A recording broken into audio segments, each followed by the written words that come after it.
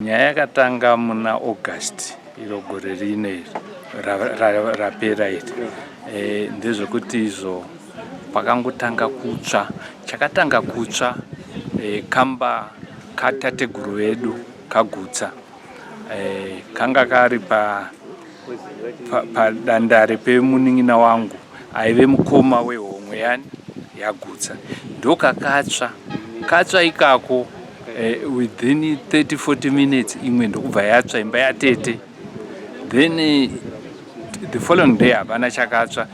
Rarimwe day ndokubva kwatsva kwatete vangu nemwe mukoma wangu ndokubva yaita sei ndokubva yanhingirirana futi yanhingirirana yatsva. After that ndo mudonhuro imba dzichingotsva zvokuti iko zvimba idzi about 50 iko zvino because dziri kutsva marumwe zuro kwakatotsva about 5 dzakatsva marumwe zuro. Saka we are now around 50 imba dzatsva. And another thing, hadzichangopisa whatever is burning haichangopisa machakuchichi, asi yakutanga kupinda next village. Vanhu hatisina kana kukama navo. Yakupisawo futi ikoko kuri paunonzi kwamadziramendi.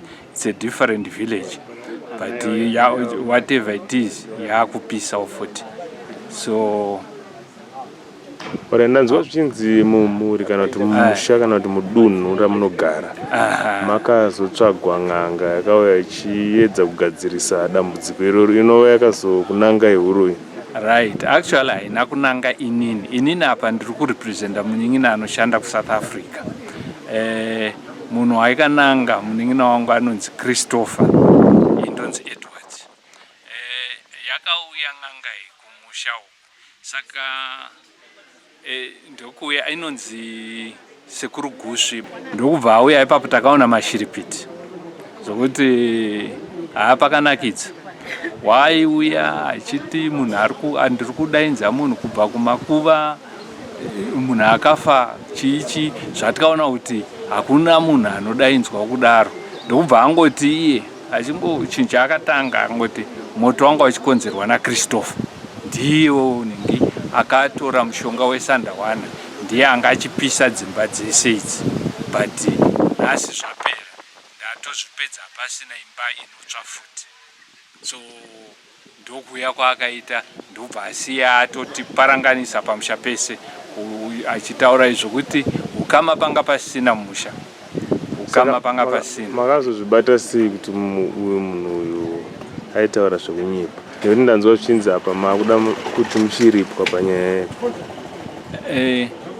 Chekutanga iye akataura kuti ndazvipedza, handiti ndapedza, hapasina chinhu chichatsva futi, asi moto uramba uchiita sei uchienderera mberi. Chechipiri, zvaaita un'anga hwacho hwaaita ndohwataiona kuti hapana n'anga yakadaro. N'anga tinodzidzira kuopereta kushopera kwadzinoita. Zvino apa waita sei waiti munhu zvaitaura akataura mazita evanhu zvakabhonetsa vamwe vanhu, but hapana chaaitaura chairatidza kuti ane solution. Panga pasina aingoti ningi zita rake, uyo ningi, uyo akafirwa nemwana, uyo chii. Then angari about 80 meters away from the audience. Vanhu takagara pasi pemuti, iye ari about 80 meters away aine machira ake. And we suspect strongly kuti anga aine tape recorder yanga akafidwa information yemazita evanhu. Saka chaingoita kutaura zita remunhu, ongoti ningi ngauye pano odainza, ningi ngauye pano odainza, but hapana chaizotaura. Akangodainza munhu chete zvatokwana. Saka ndopatikaona kuti panapa tiri kunyeberana. Handiti shoko rimwe ramungade kupawo kune vamwe vane dzimwewo dzimhuri dzinosangana nematambudziko akadaro, nekuti nyaya idzodzi tiri kuona dziri kuita dzichiwedzera dzakasiyana, dzekuti vanhu vanosangana nevanhu vanenge vasina mapepa asi vachizviti traditional healers.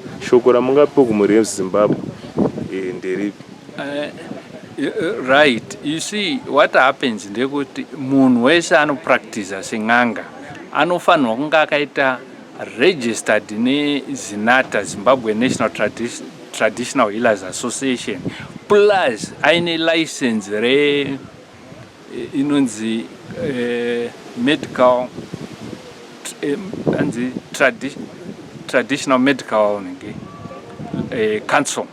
It's a government council. Inopa munhu license on a yearly basis. Saka zvese kana even meme vatori venhau kana manzi nearea tigireyo n'anga ngatibatsire, please tangai macheka naye kuti ane license racho here and is he registered nezinata, kuitira kuti anenge azogunun'una anonodhila nezinata. But apa takati zvaitika takaenda kuzinata zvikanzi murume uyu taimuziva nengi sekuru Gusvi, and the same thing nekucouncil futi vakati taimuziva but he is no longer with us.